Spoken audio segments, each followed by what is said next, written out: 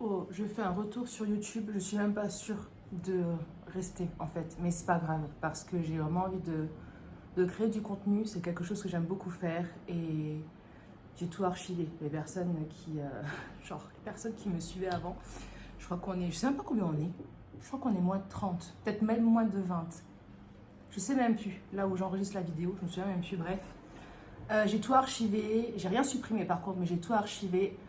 Parce que, je sais pas, en fait, même mon compte Instagram, si je pouvais, j'archiverais tout et je recommencerais zéro. Mais ça, en fait, ce serait tout le temps. Voilà, ce serait dans un mois, j'aurais envie de tout supprimer, de tout archiver, hop, de tout recommencer. Donc ça, c'est un peu mon tempérament et j'apprends un peu à vivre avec. Donc, voilà, vidéo YouTube.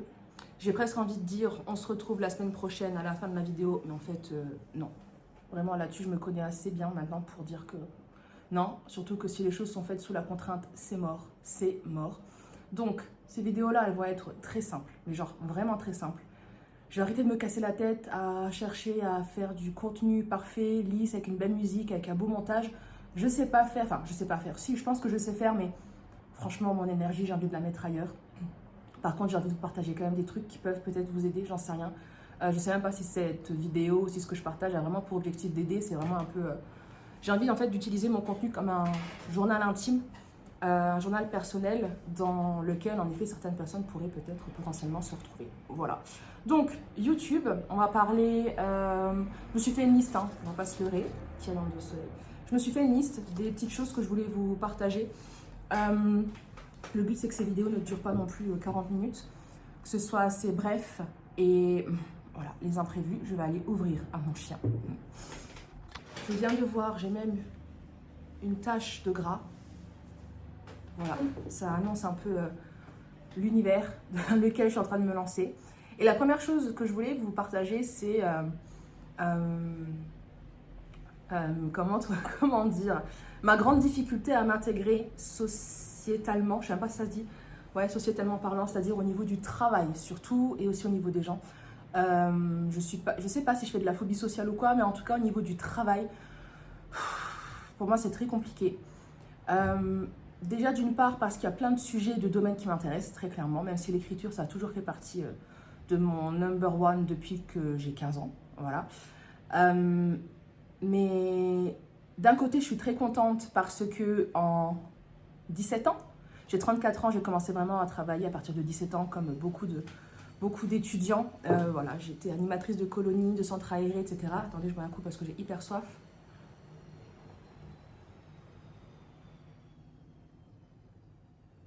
Voilà. Et depuis, en fait, j'avais fait un post Instagram d'ailleurs là-dessus, c'était que j'ai fait 12 métiers. On a calculé avec ma fille, 12 métiers différents. Et là, en fait, je viens de terminer. J'ai donné ma démission pour le 12e métier, qui était femme de ménage.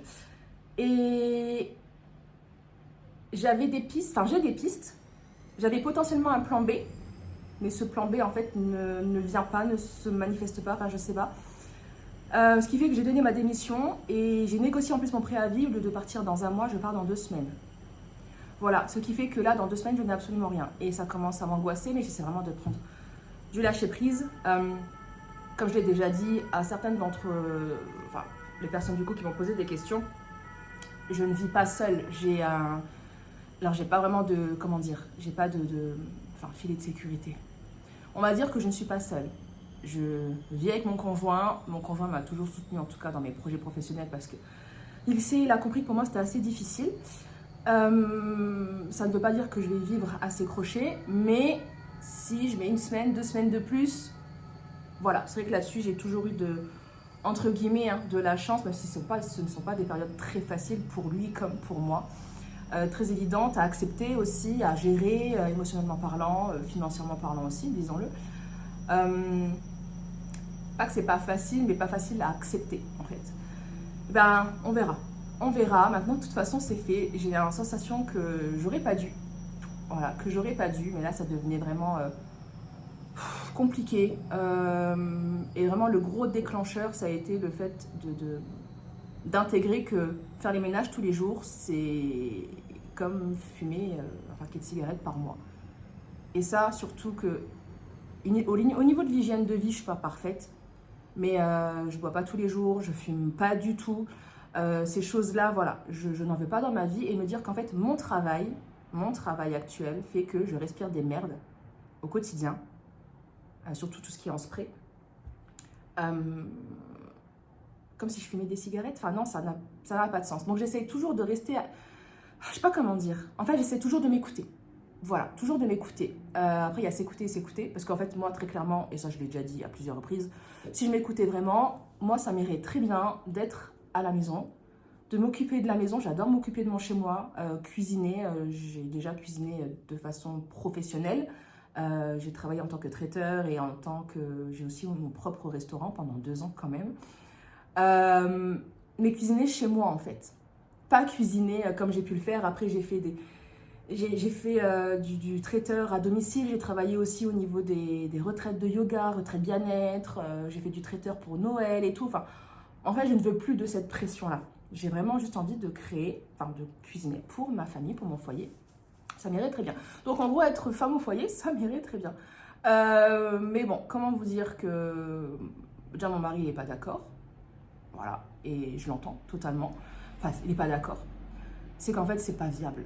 C'est pas viable par rapport au projet qu'on a, par rapport à la vie aussi qu'on a, disons-le clairement. Mais voilà, on est 2. Je vais pas lui imposer que je reste à la maison, femme au foyer. Et encore, c'est pas vraiment que je vais être femme au foyer. J'ai aussi été entrepreneur pendant plus de 10 ans.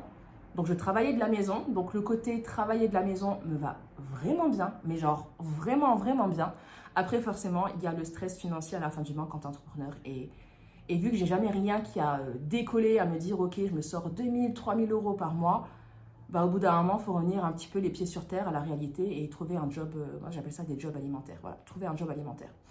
Donc en fait, moi, ma vision, c'est, en plus j'avais mis comme point ce que je vois comme vie idéale. Moi, ma vision, c'est vraiment en fait de travailler chez moi, mais d'écrire, et que en fait l'écriture devienne mon travail. Mais je sais de toute façon qu'il y aura une espèce de revers de médaille, c'est-à-dire que il y aura des galères, à un moment donné, ça risque aussi de me saouler, que ce que j'aime faire devienne aussi une pression, que j'ai des deadlines, que j'ai... Enfin, voilà, toutes ces choses-là. Donc, c'est ce que je vois comme vie, entre guillemets, idéale. En tout cas, au niveau du travail.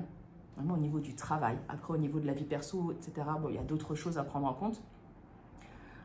Parce que vraiment, si j'ai ma vision utopiste et aussi, c'est pour ça, moi, j'ai un esprit de plus en plus critique envers moi-même.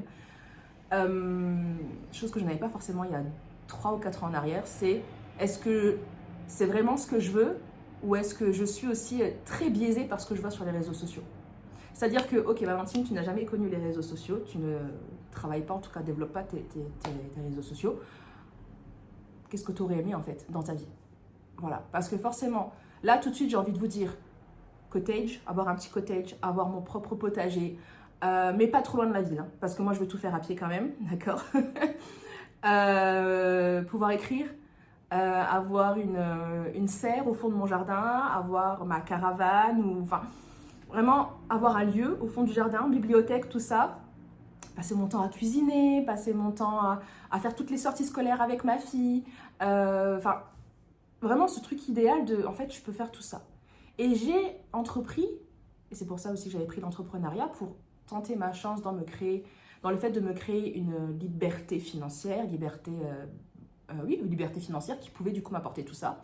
Il y a eu pas mal de choses qui ont été des leurs et qui sont encore des leurs, et beaucoup de personnes tombent encore dedans, et je suis tombée dans ces pièges-là moi aussi.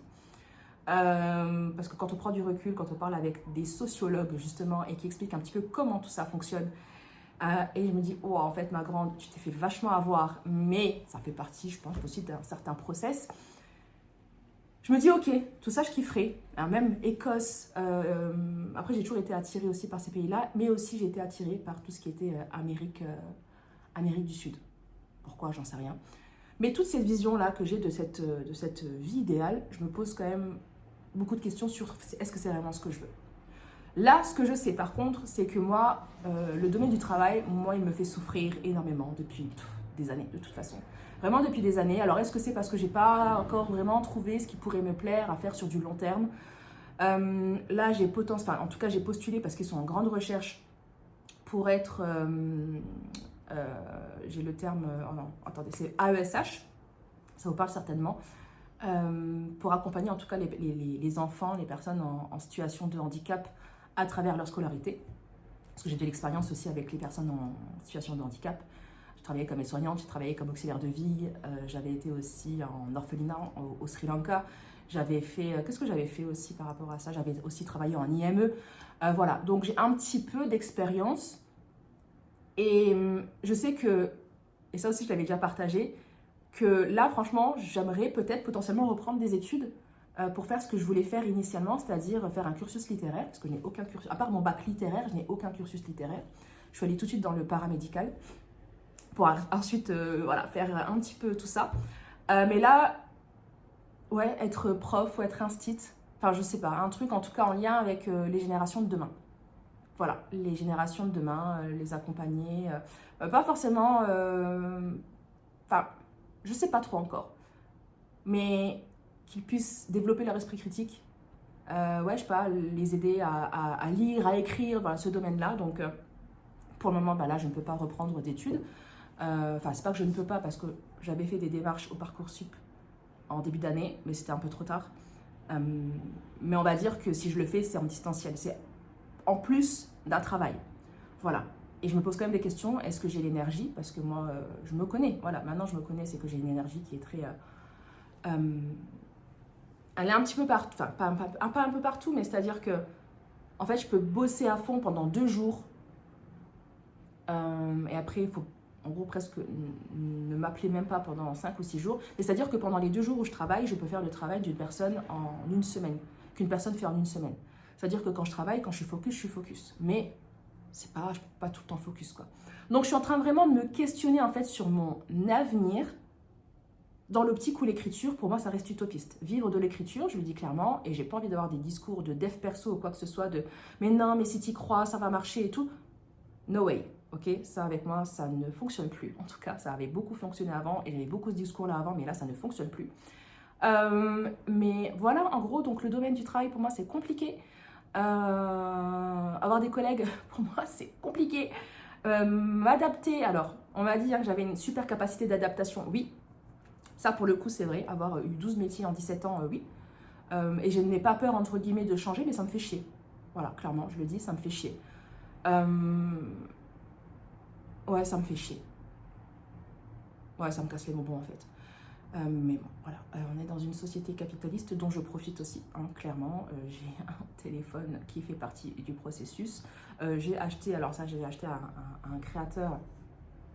Son compte Instagram, c'est Noir, oui c'est ça, Noir, voilà. J'adore cette tasse, mais du coup, ça, voilà, en fait, faut pas se leurrer, tout est en tout cas dans notre système. Alors après, j'espère aussi peut-être un jour connaître la période de décroissance, et là, ça va nous demander aussi de revoir mes priorités, de revoir mon mode de fonctionnement. Mais si on entre en décroissance, comment ça se passerait si tout n'était pas lié à l'argent? Voilà, donc... Là, le plan, c'est quoi? C'est déjà de me trouver un autre job pendant 2 semaines. Après, j'ai envie de dire, on verra.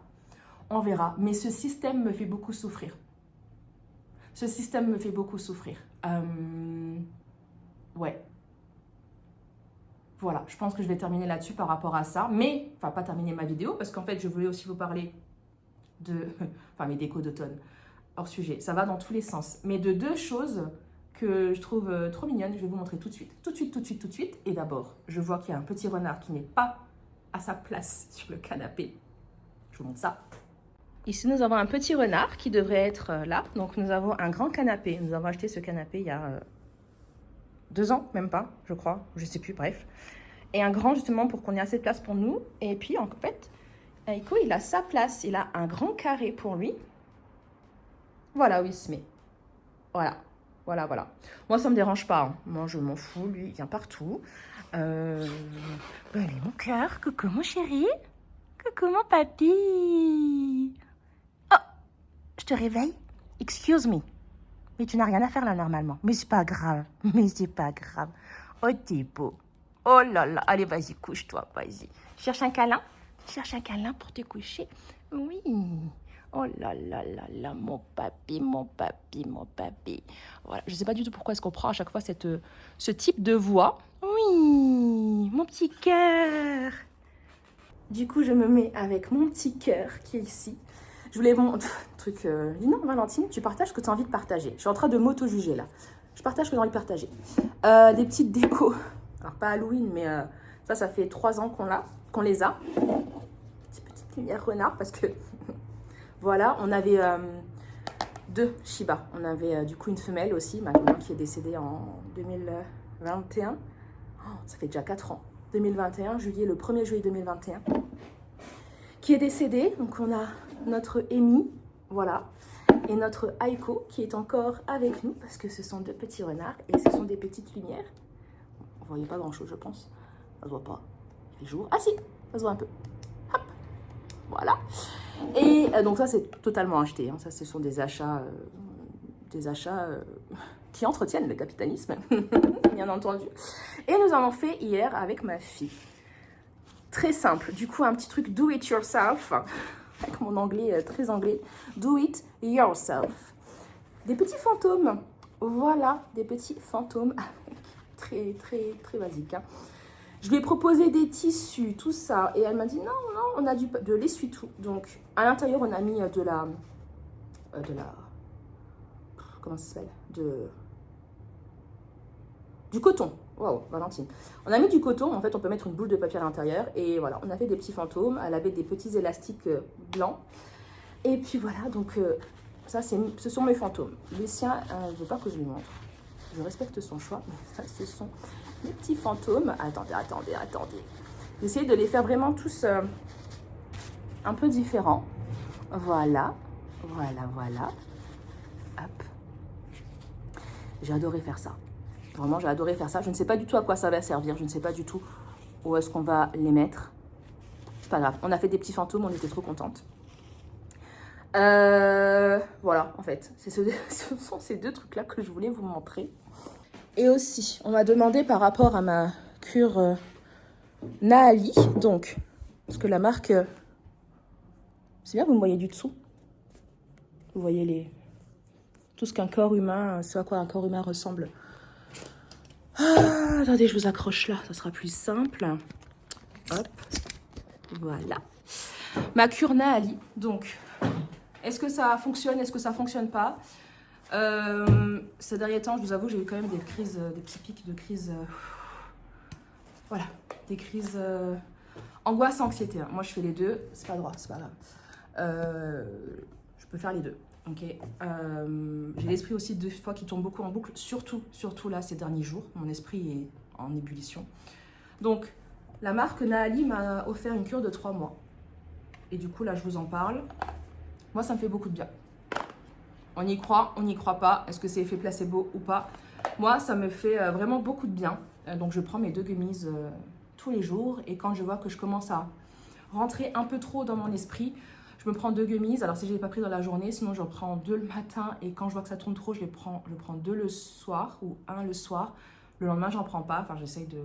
Je ne vous recommande pas forcément de faire ça, hein, très clairement. Mais moi, en tout cas, ça me fait du bien.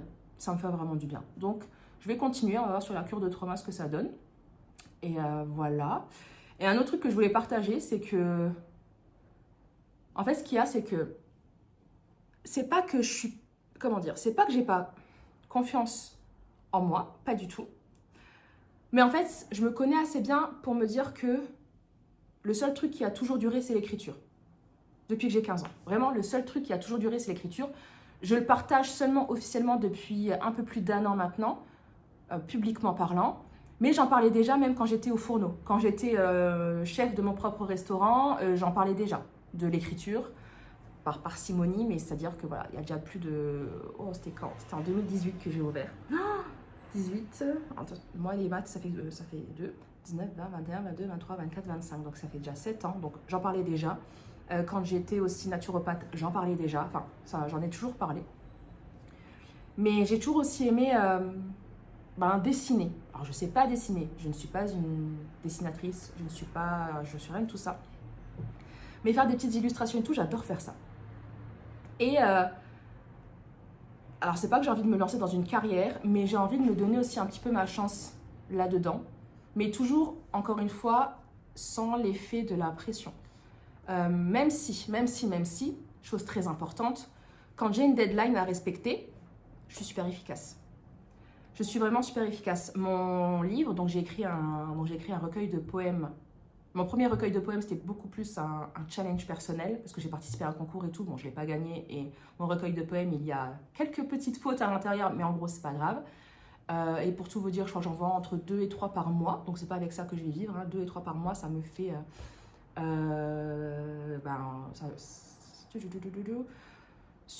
attendez, il est vendu 10 € et quelques. Moi, je touche 3,69 €, qui est déjà très bien. Ça, c'est l'auto-édition. On gagne plus. En tout cas, ça se vend bien. Financièrement parlant, c'est plus intéressant. Parce que sinon, ça avait été... en maison d'édition, ça aurait été 8%. 8% de 10 €. Voilà. Mais là, du coup, sur 10 €, je touche 3,60 €. 29 ou 3,69 €, je ne sais même plus. Donc, en effet, je ne peux pas vivre de ça si j'en vends 2 à 3 par mois. Mais ça a été un premier challenge. Et en fait, mon deuxième livre, donc qui est mon premier roman, là, du coup, c'est une maison d'édition qui m'a contactée. Deadline très serré parce qu'on m'a contacté en mai-juin. Ouais, ou juin. Non, c'était même plus juin. Et en gros, il leur fallait le livre pour le mois d'août, voire septembre. Ils m'ont dit, OK, on peut pousser jusque septembre. Est-ce que, du coup, vous vous sentez capable de le faire? J'ai dit, bah, écoutez, on y va. On y va. Donc, j'ai commencé à pianoter, tac, tac, tac, tac, quelques pages. J'ai envoyé à mon éditrice. Elle m'a dit, OK, en fait, on est bon. Vraiment, on est bon. Parce que c'est facile de dire, je vais écrire un livre, mais en fait, il faut aller jusqu'au bout. Il faut aller jusqu'u mot. Ma vidéo qui s'est arrêtée, j'ai plus de place sur mon téléphone, donc je vais essayer de faire vite. Il faut vraiment que je fasse du tri. J'ai des photos en x10, bref. Je sais plus ce que je disais. Allez Valentine, sauve-toi de là, sauve-toi de là. Si je parlais de commencer quelque chose, pour moi, c'est pas difficile, c'est d'aller vraiment jusqu'au bout du truc. Et du coup, en fait, la deadline, je l'ai respectée. J'ai même rendu mon manuscrit bien avant. Et on était bon, quoi. On était bon, parce que du coup, mon livre va sortir pour la période, pour le printemps des poètes, juste un petit peu avant. Parce que c'était un roman en vers libre. Ça reste de la poésie, mais sous forme. C'est insupportable. Pour ce retour en vidéo sur YouTube, c'est une catastrophe. C'est pas grave. Bref, je disais en fait que quand j'ai des deadlines, je sais travailler. Enfin, je sais. J'ai la capacité. C'est pas que je sais pas ou quoi, c'est que j'ai la capacité. Donc peut-être à moi de revoir mon organisme. Ah, j'ai plus de place. Bref, on se dit peut-être à bientôt ou à jamais, j'en sais rien. Si vous avez des idées de sujets que vous souhaiteriez que j'aborde, écrivez-le moi en commentaire, que ce soit à travers l'écriture, que ce soit à travers le lifestyle. Et j'ai envie de vous dire, oui, si ça vous intéresse, allons-y. Je n'ai pas spécialement d'habitude ou quoi, mais allons-y, hein, ensemble. Si vous avez des idées, n'hésitez pas à me les partager. Et vraiment, désolée pour tous ces... J'ai plus de place, ok? J'ai plus de place. Mon mari me dit de faire un tri depuis plusieurs années. J'arrive pas. Mais je pense que là, ça va s'imposer. Donc, je vous dis à très vite ou à jamais. Gros bisous et merci pour celles qui sont allées ou ceux qui sont allés jusqu'au bout. Vous êtes vraiment des courageux.